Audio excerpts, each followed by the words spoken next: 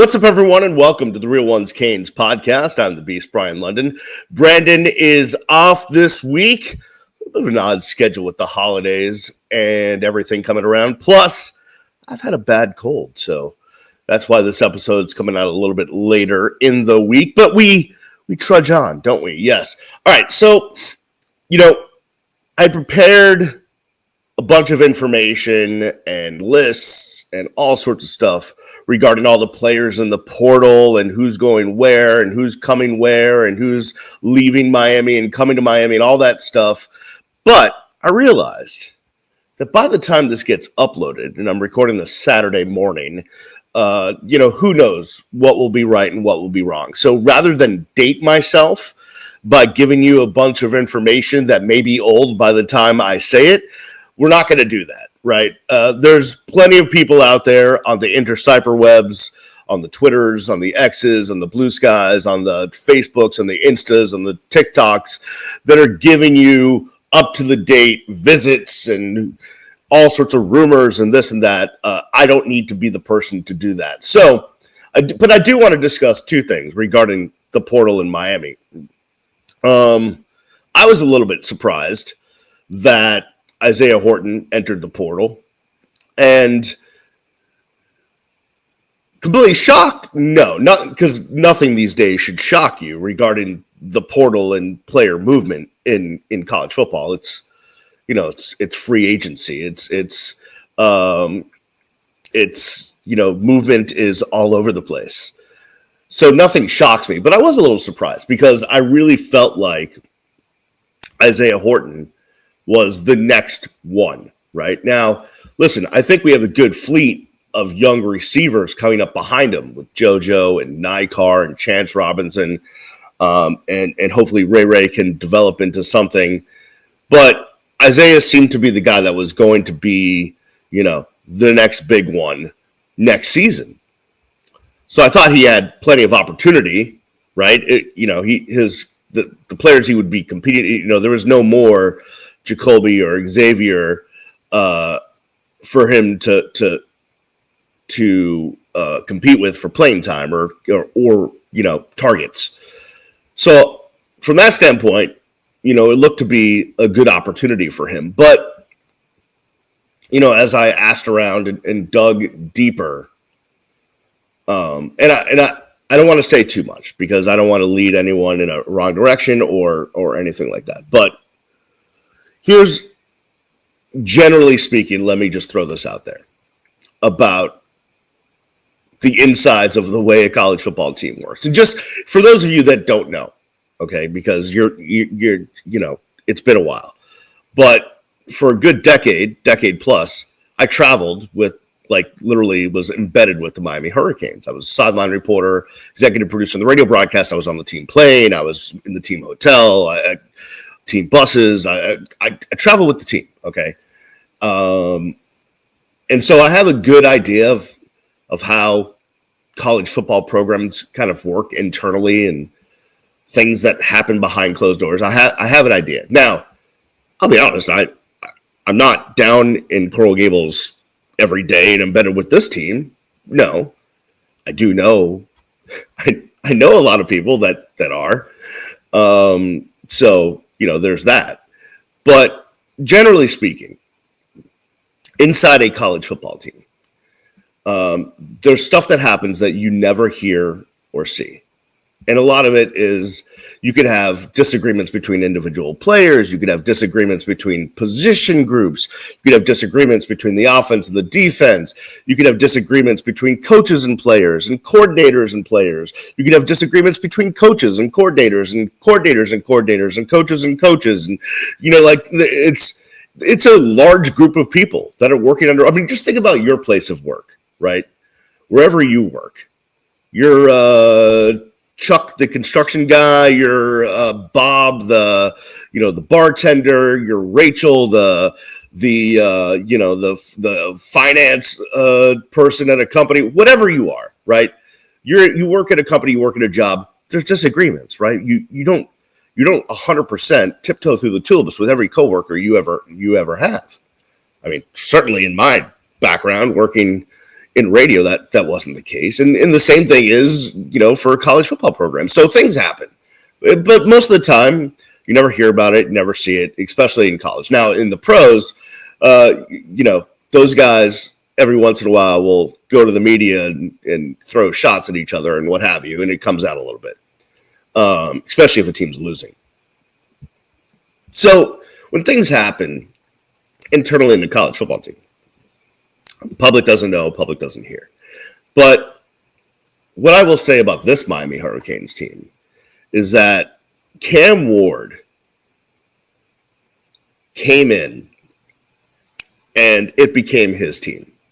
And the Cam Ward that we saw as the public or even the media, who was, relatively humble and kind of low key, still really confident in his abilities and never back down from that, but, just wasn't overbearing or anything like that. That Cam Ward, I think, was the public Cam Ward. And what I've, been able to gather from several different sources is that behind closed doors, Cam Ward made it very clear from the day he showed up that, hey, I'm here to win. We're going to be really good, but you got to follow me, and this is my team. And he made it his team, which means not just like, I'm going to, smack your butt and tell you you're good when we make a good play. But no, if something's wrong, I'm going to be the one to be in your ear to talk about it. So a lot of the things that can happen during a season within a college football team, within the facility, I think Cam was able to put out fires. He had that power. And with him being gone, right, all of those fires and things and all the stuff that we never hear about, now they're back to being what they were before he got here. And so I think as it relates to Isaiah Horton, I think, whatever his mindset was, whatever he felt, whatever was going on with him before Cam Ward got here, Cam was able to kind of, deal with that and put that and squash that and like, hey, we're all on the same page. And now that Cam is gone, well, some of those things I think are probably back. I don't know details, or I'm not insinuating. I'm just trying to parse this in ways that I can. And with Cam gone, things come back up, and I think Isaiah is saying, I'd like to look at my options and see where else I would fit in. Maybe I'll fit in better somewhere else, not necessarily because of targets or who my quarterback is going to be or play calling or any of that. Just where will I fit in better? I think that has something to do with why he left. And there's still a minute chance that he comes back. We'll see. Although, again, by the time this uploads and you watch this, for all I know, he's committed somewhere else. I don't know. I mean, one never knows.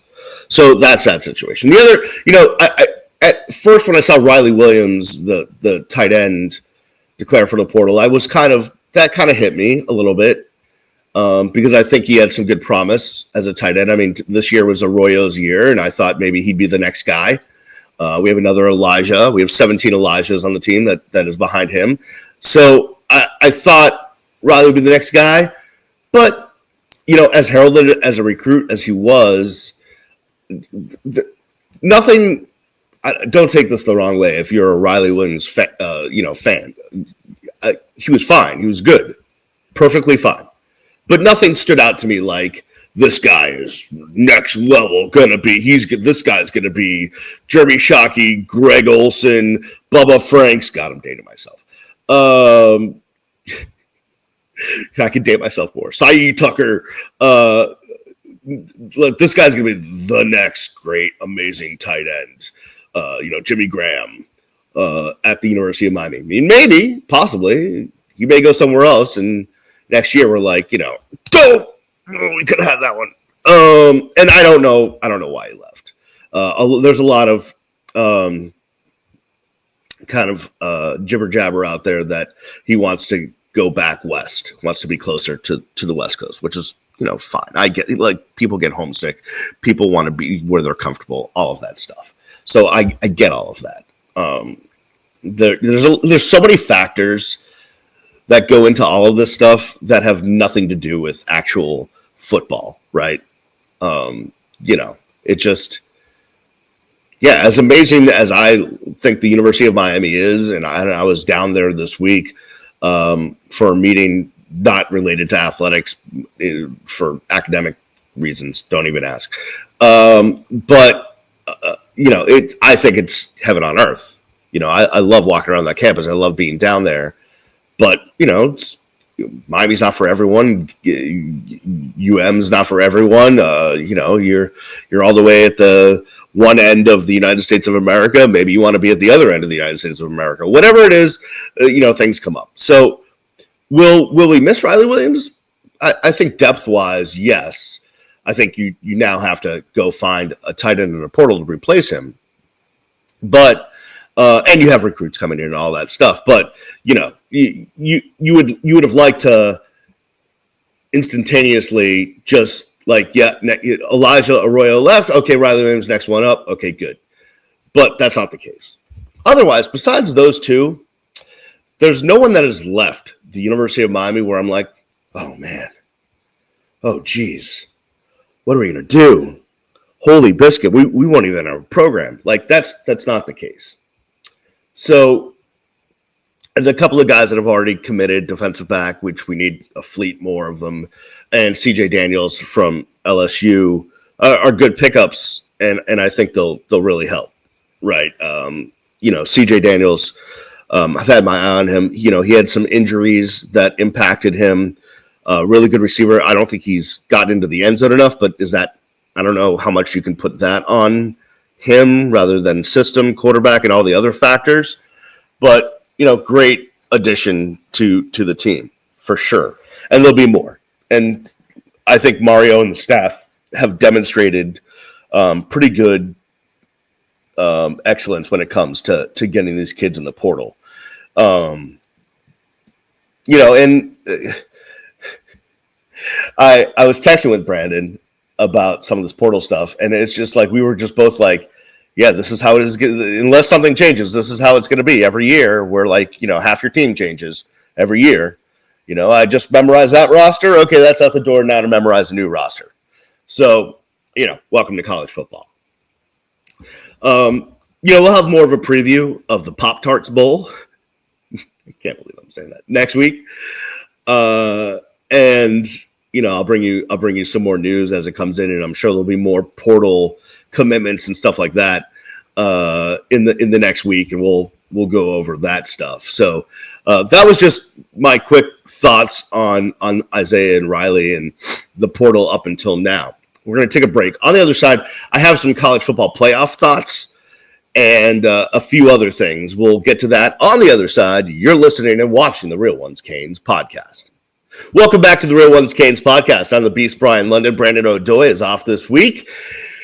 We will encourage you to subscribe wherever you get your podcast. Wherever you're listening to this, hit the subscribe button so those episodes download right to your device whenever you want them. And if you're watching this on one of the two YouTube pages where it's uploaded, hit the subscribe button, smash that subscribe button, hit the thumbs up, hit the bell, do all that stuff so you can know when new episodes come out and be part of the community and get into the chat and make your comments, and I'll get in there and comment back and all of that fun stuff. Yeah, we can go back and forth.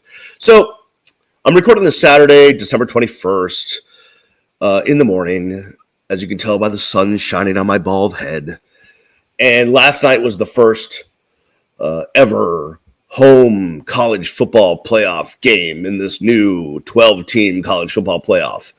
And I'll be honest with you, I thought it was pretty damn cool to have a playoff game, at Notre Dame in the cold rather than in some sort of temperature-controlled dome, right? That is just some, New Orleans, Arizona, or, South Florida, or wherever else they hold the big games. I guess the Rose Bowl, what have you, Fiesta Bowl.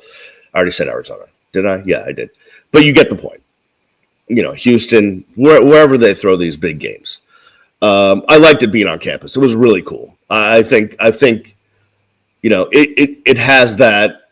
You have that home field advantage, and that's something to play for, and your fans are there. I really like that aspect of it in this first round. That it's home games. I think that's pretty cool. So that's one. Two, obviously Indiana, did just not enough. And I don't know what Kurt Signetti was thinking, but why were you punting? You're down. At this point, punting and field position mean absolutely nothing when you're down by multiple scores. And they ended up getting within 2 scores, and it could have been 1 if they made the 2-point conversion and what have you, and they got the onside kick and all that stuff. But a lot of people are just dogging Indiana today, and their schedule. We told you they can't win against top 25 teams, and blah blah blah blah blah. Their schedule, and to some extent, obviously strength of schedule has to be a factor, just as it always has been. Even going back to the days of men in the different colored coats meeting behind closed doors to select teams for their bowl games, they're obviously taking into account the schedule that a team has played throughout the year, and that's always going to be a factor. But from a 35,000 foot perspective, if you're in a Power 4 conference and you reel off an undefeated or a 11-1 or 10-2 season, you're pretty good. Right? That can't be denied. The other thing is schedules are made sometimes a decade plus in advance. So it's really hard to control some of this stuff. Now, the conference schedules obviously are made, who you play, your opponents are, mapped out years ahead of time, but actually in what order that goes, and that's a whole different situation. But again, if you're in a Power 4 conference, you're playing, your conference opponents are Power 4 conference opponents. So your schedule is what it is. I mean, you can only do the best you can against the schedule that you have. So to a certain extent, yes, your schedule should matter. Whether you defeated top 25 teams, sure, that should matter. But also, if you're good, you're good. And Indiana was relatively good this season. I don't think that I should sit here and go, you know what, Indiana didn't belong in the college football playoff. I don't. That's not. I don't get that at all. They should have gotten an opportunity, and they, as we've seen in college football, weird crap happens. Any given Saturday, all of that stuff. Notre Dame that looked decent last night. Lost to Northern Illinois. It happens. So good teams lose, and Indiana, I thought was a pretty good team this year, but they lost to Notre Dame. Okay. That doesn't mean we have to change the system or go nuts or, go on ESPN. First of all, half the people in the national media that aren't specific to college football, PTI, those two guys saying anything about college football is ridiculous to me because they're both from the Northeast. Well, I guess Wilbon's, went to Northwestern, and I think he's from Chicago. But regardless, Tony Kornheiser is not a college football stan, right? He's been a Northeast guy his entire life. College football's not big up there. Trust me, I grew up in the Northeast. No one cares. I did, but no one else does. So, don't even get me started. Half the people that work in Bristol all are from the Northeast. So, their ability to get college football, I kind of take with a grain of salt. Now, obviously, the people that actually do the broadcast and cover the sport for all of the networks or for the different publications, all the stuff, different story. They know what they're talking about. But generally speaking, the national sports people that, big names, whatever, stay away from my game kind of a thing. So I'm going to take all that with a grain of salt. Listen, Indiana belonged. They lost the game. That's welcome to college football. Welcome to the playoff. Okay, we don't have to change the system based on how Indiana performed against Notre Dame. Notre Dame, I think, they're good. They're good. Can they be beaten? Very much so. I don't think Notre Dame is going to win the national championship. Nothing would surprise me because it just seems this year like, yeah, I think Oregon and Georgia are pretty good, but I don't know. Like, there's no 2001 Miami Hurricanes rolling through this thing, okay? There's no, the LSU team from a couple of years ago. There's no Nick Saban, Alabama, ready to crank it out. That's not happening this year. So, maybe the favorites will win. Maybe there'll be upsets. Nothing would surprise me. But, the outrage I was seeing during the game and after the game and this morning when I woke up about Indiana, it's like, all right, relax, children. Okay, so they lost their 2 games against top 25 teams. Okay, that's fine. By the way, just for the record, I hope that if the Gators are ranked in the top 25 in the last, or if there's a poll that comes out after, in January, Miami should get credit for a top 25 win because Miami absolutely hammered the Gators. So there's that. So that's one thought on the college football playoffs. I'll be honest with you. I think 12 is a weird number. I don't know why it is. It's just my brain can't wrap. I've always wanted to see 16, and I don't want to sit here and go through the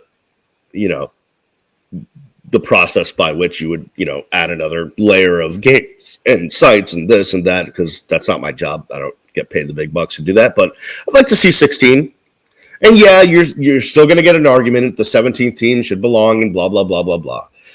You're always going to get that. I mean, you get that with pretty much, they could have a field of 68 for the college basketball tournament, right, for March Madness, and you still argue that some, the sixth team in the Big Ten should have made it, and because of, their, whatever, power index, you're still going to get all that. No matter how big you make it. But I just think 16 is a nice round number. That's my own personal thought process on that. And, unfortunately, we're going to keep looking at things like good wins, good losses. Was that an acceptable loss? Was that a bad loss? Did you score enough against a team that you were supposed to score, 70 against, but you only scored 40? All of this stuff is going to be a factor as long as we have humans behind closed doors making the decisions as to who is in this college football playoff. We have AI. We have all these cool new technologies. We should let that be a part of it. Although, when the computers were involved back in the day, no one liked that either. So I don't know. I don't know if anyone's going to ever be happy. This is what I've been saying. And this will never happen because it's too much money. But I would blow the whole conference system up. I would just do what the NFL does. Just divide it geographically, right? You have, AFC and an NFC. You have 2 conferences, and then you have divisions, right? The North, the South, the East, the Central, whatever you're going to do. And you just divide it that way. And then, your division winners go, and then there's wild cards. And you just do that. That way there's really, it's like you are, there's tiebreakers, and wherever you finish, and the teams that finish at the top go to the playoff, and the teams that don't, well, you should have done better in the regular season. And then there's really no decision making to be made, right? It's literally just about what you did on the field. Personally, that's how I think it should be. Can we ever get there? Maybe. But with the money involved in TV contracts and with the conferences, I don't ever see how we break the system up. I just don't know. There's just too much. Like the SEC and the Big Ten are not going to give away money or power at this point. So to get to that seems to be a pipe dream. But that would be really the only way that would be completely fair without human bias to get to a true playoff. That's just my thought process. All right, I've stammered my way through this one, but I brought you some stuff and made you think about some things, didn't I? Yep. All right, I'll be back next week, probably with Brandon as we preview the Pop-Tarts Bowl that has a trophy with a toaster in it, so you can make your Pop-Tarts in the trophy. Yeah, go look it up. Yeah. The Pop-Tarts Bowl partnered with GE to actually install a toaster that works in the trophy. So there's that. There is that. All right. We'll see you next time right here on the Real Ones Canes podcast. Peace.